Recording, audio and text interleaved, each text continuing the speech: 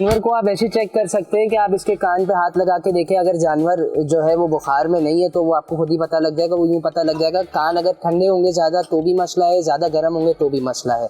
तो आपको दांत का इनका जो है वो बुखार इसी तरह चेक कर सकते हैं। और मुँह फोर में ऐसे पता चलता है कि जानवर कुछ खा पी ना रहा हो, तो इसका मतलब मोस्टली मतलब इस केस में ऐसा होता है कि जानवर मुँह फोर में है।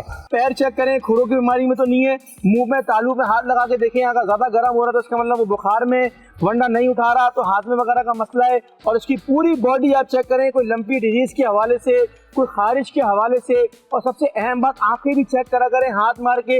आजकल जो मार्केट में बहुत सारे ऐसे जानवर भी होते हैं जो नाबीना होते हैं, जिनको दिखता नहीं है, और वो लोग भी घर पर लाके कुर्बान कर देते हैं। उसके बाद इलाके में आके पता चलता है कि भाई ये तो नाबीना है।